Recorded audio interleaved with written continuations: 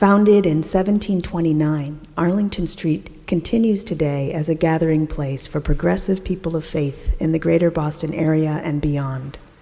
We are located at the corner of Arlington and Boylston Streets, across from the Public Garden in Boston, Massachusetts.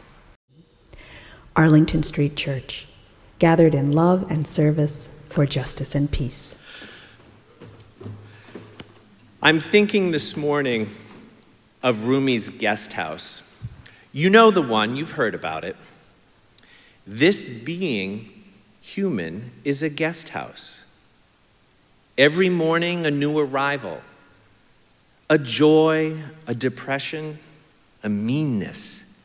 Some momentary awareness comes as an unexpected visitor.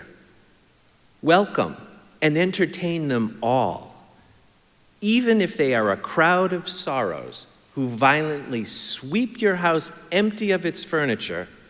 Still, treat each guest honorably. But what about the elephant in the room, the one that just burst into our guest house in January, intent on dismantling much of what we, as members of a liberal faith community, hold dear? A trumpeting elephant leaving destruction in its trail, shattered bits of stone, glass, and metal, things that once made up the furniture of our guest house. Rumi challenges us to welcome them all. Somehow, though, I've always envisioned these unexpected visitors as temporary. Certainly not here to stay for 4 years, but here we are. The MAGA movement now controls the presidency, the House, and the Senate, and has a supermajority in the Supreme Court. Progressive causes have taken a whomping. So what now? How do we progressives begin to cultivate a sense of equanimity that will allow us to navigate the current and upcoming challenges with a certain sense of grace and composure? Hope alone, at least Emily Dickinson's version of it, doesn't seem equal to the task. I hope the government doesn't really enact a policy of sustained mass deportations. I hope the president isn't serious when he says he's going to take over Greenland, the Panama Canal, Canada, and the Gaza Strip. I hope we don't have a full-scale war in Iran. But hope seems thin. While hope can help point us towards the goal, it doesn't give us a good view on the terrain that lies in front of us, between where we find ourselves and where we want to go.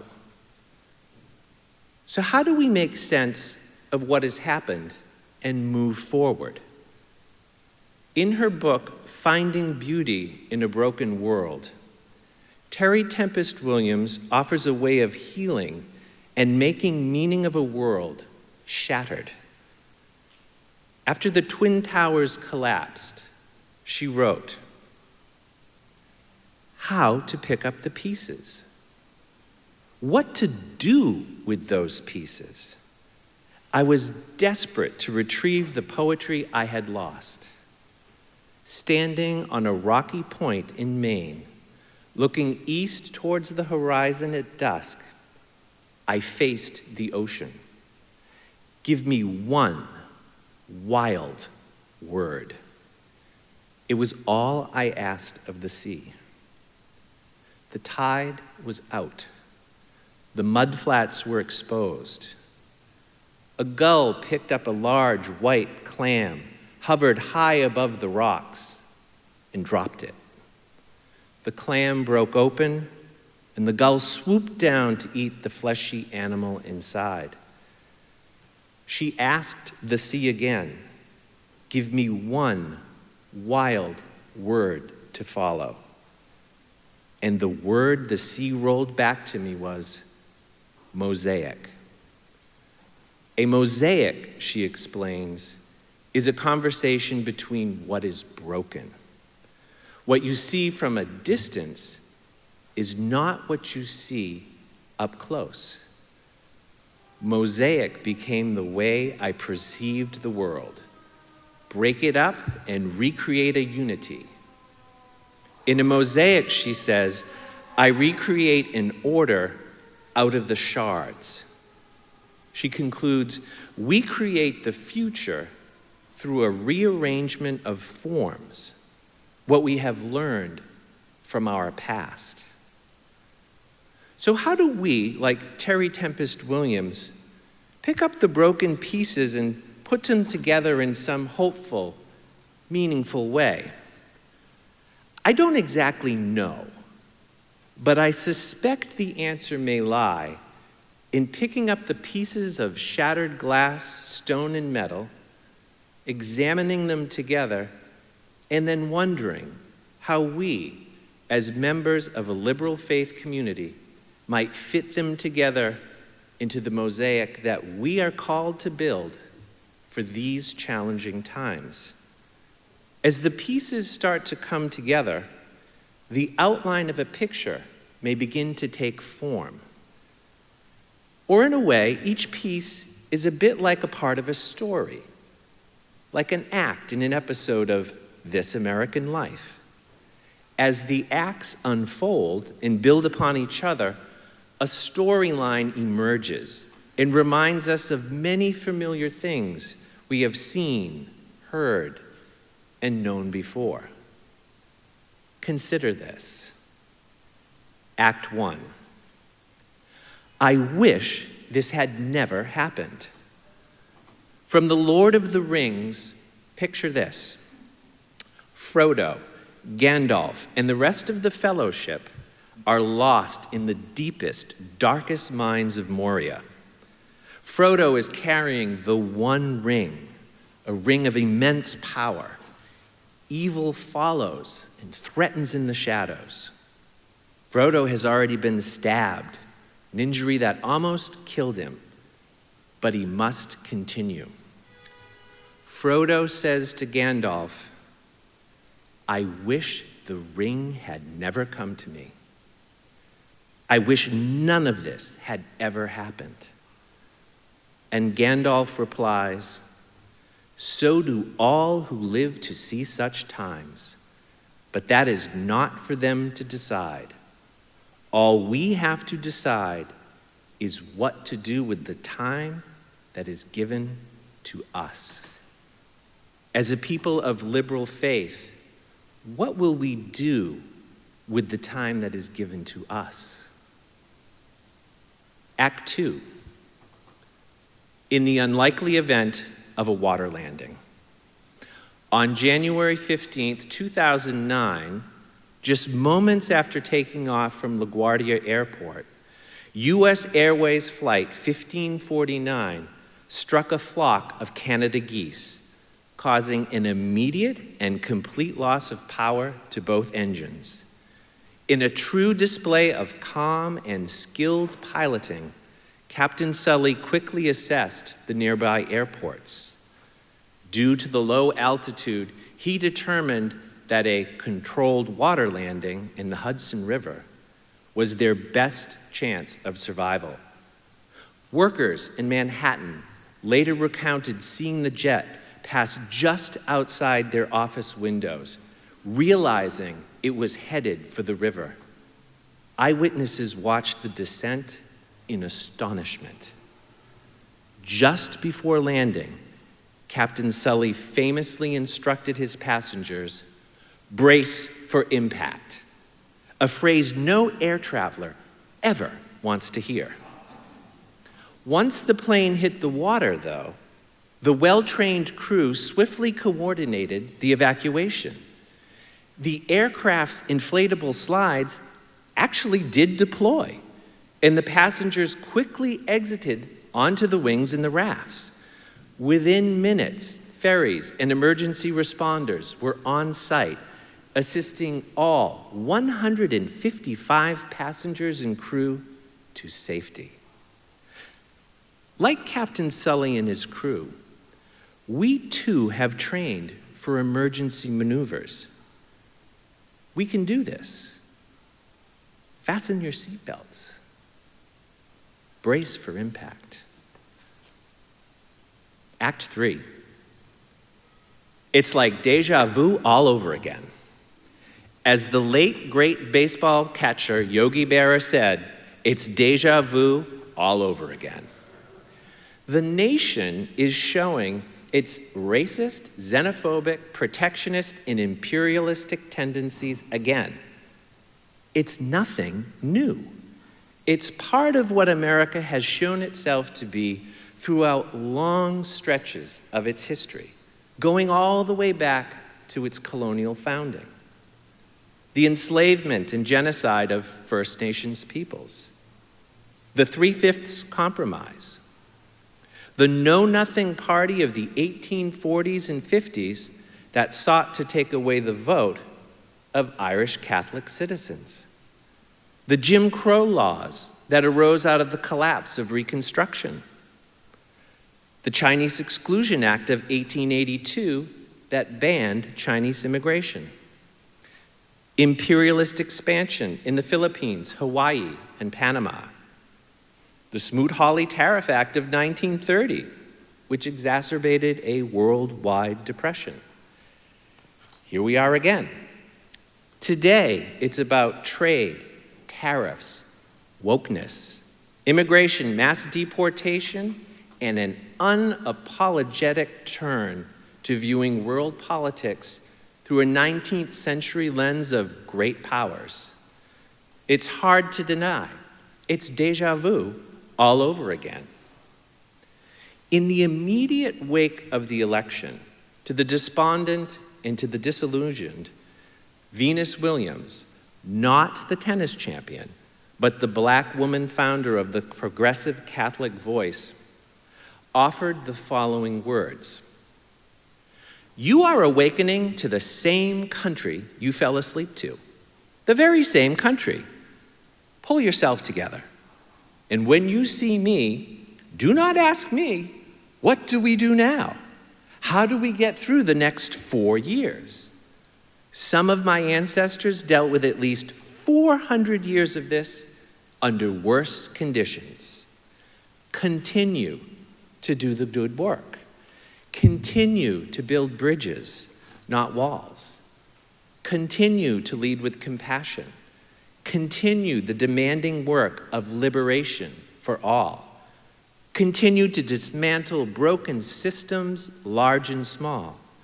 Continue to set the best example for the children. Continue to be a vessel of nourishing joy. And continue right where you are, right where you live into your days." Act 4. Hold on to your hat. North Brooklyn, Maine, March 30, 1973. Dear Mr. Nadeau, as long as there is one upright person, as long as there is someone compassionate, the contagion may spread and the scene is not desolate. Hope is the thing that is left to us in a bad time. I shall get up Sunday morning and wind the clock as a contribution to order and steadfastness. It is quite obvious that the human race has made a queer mess of life on this planet. But as a people, we probably harbor seeds of goodness that have lain for a long time waiting to sprout when the conditions are right. Humankind's curiosity, relentlessness, inventiveness, and ingenuity have led us into deep trouble. We can only hope that these same traits will enable us to claw our way out. Hang on to your hat, hang on to your hope, and wind the clock, for tomorrow is another day. Sincerely, E.B. White. Act 5. What would Jesus do? It's hard to square white Christian nationalist support for mass deportations with the teachings of Jesus. In Luke 10, Jesus tells his audience, "Love your neighbor as yourself."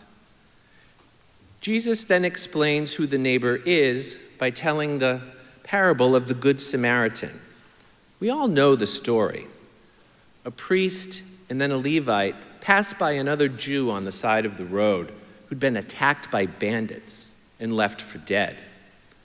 Now, as co-religionists, as neighbors, Jesus' audience would have expected the priest and the Levite to stop and help, but they didn't. We in the audience think, bad priest, bad Levite, you didn't love your neighbor. But that's not quite the point of the parable.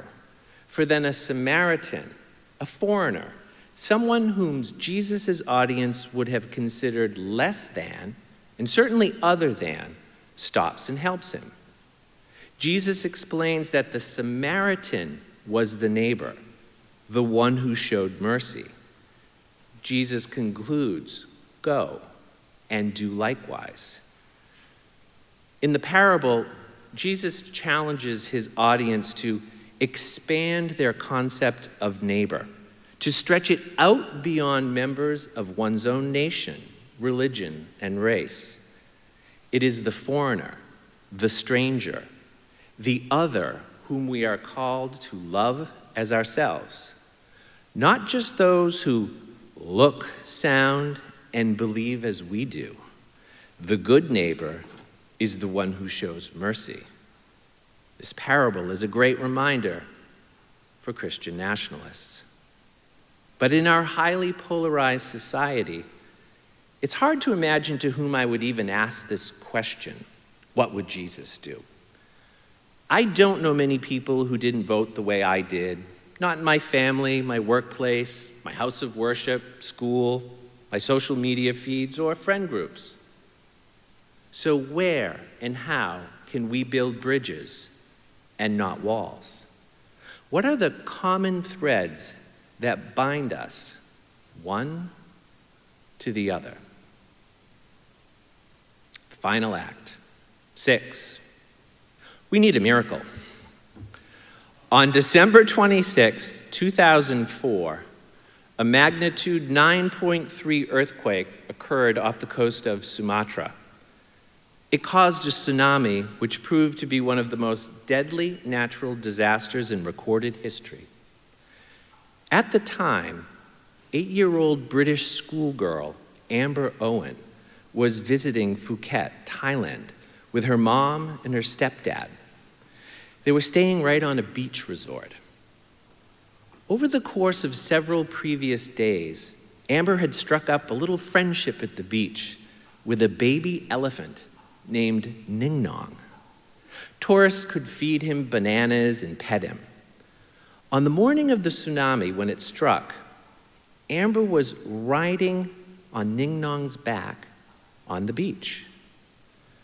Oddly, the ocean water began to slowly crawl back, out, away from the shore. As it did, many people on the beach followed the retreating water out towards the ocean, collecting stranded fish. Others continued to sunbathe, looking on, curiously. But Ning Nong, the baby elephant, was alert and alarmed. In an interview years later with The Telegraph, Amber said, "People were going into the sea to pick up fish, but the elephant kept trying to get away. I didn't know what a tsunami was, but he could clearly sense there was danger." With Amber on his back, Ning Nong started to run in the opposite direction of the crowd, away from the now waterless beach, towards higher ground. And then the water came. 230,000 people across 14 countries perished in the tsunami, many carried out to sea. Amber concluded her interview, "As the water came in, I was safely on his back. He saved my life." My friends, we are indeed at the beginning of difficult times. Like Terry Tempest Williams, we can help shape the future by rearranging the shattered forms of what we have learned from our broken, imperfect past. We can create a mosaic, a shared vision based on our Unitarian Universalist values, all centered around the core value of love. I wish this had never happened. So do all who live to see such times. But that is not for us to decide. All we have to decide is what to do with the time given to us. Like Captain Sully and his crew, we have trained for emergencies. We can help land this plan safely. The nation's history reminds us we've been here before. It is déjà vu all over again. Continue to do the good work. Continue to build bridges, not walls. Hang on to your hat and hang on to your hope, whether it's Emily's little bird or Caitlin's sewer rat. Let us look for ways and places to water the seeds that have lain dormant for a long time in others, waiting to sprout when the conditions are right. What would Jesus do? Love your neighbors as you love yourself. And yes, let us be open to the wonder of the possibility of miracles. Not all elephants cause destruction. Each is a new arrival, an unexpected visitor.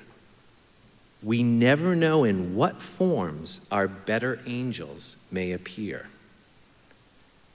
I didn't know what a tsunami was, but Ning Nong saved my life. May it be so. Blessed be. Amen. Our closing words this morning are by women's rights advocate and social justice activist L.R. Nost. Here's to the bridge builders, the hand holders, the light bringers, those extraordinary souls wrapped in ordinary lives who quietly weave threads of humanity into an inhumane world. They are the unsung heroes in a world at war with itself. They are the whisperers of hope that peace is possible. Look for them in the present darkness. Light your candle with their flame, and then go. Build bridges, hold hands, bring light to a dark and desperate world. Be the hero you are looking for. Peace is possible. It begins with us. Love is the spirit of this congregation. May love hold us all until we meet again. Let us keep this faith, beloveds, and pass it on. The service begins when the service ends. Bless your hearts. We love you.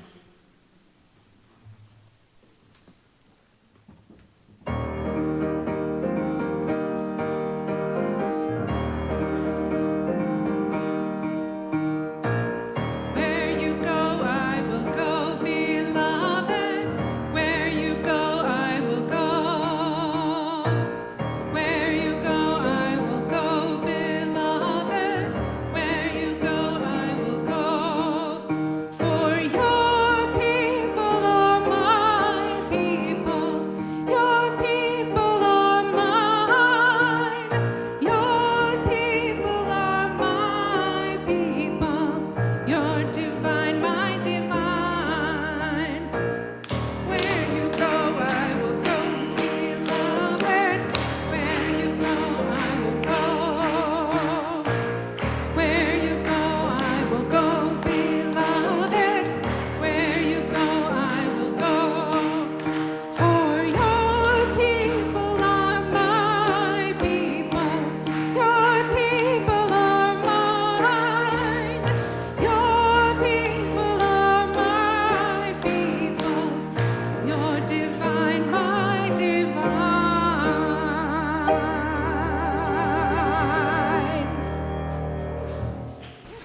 We are located at the corner of Arlington and Boylston Streets, across from the Public Garden in Boston, Massachusetts.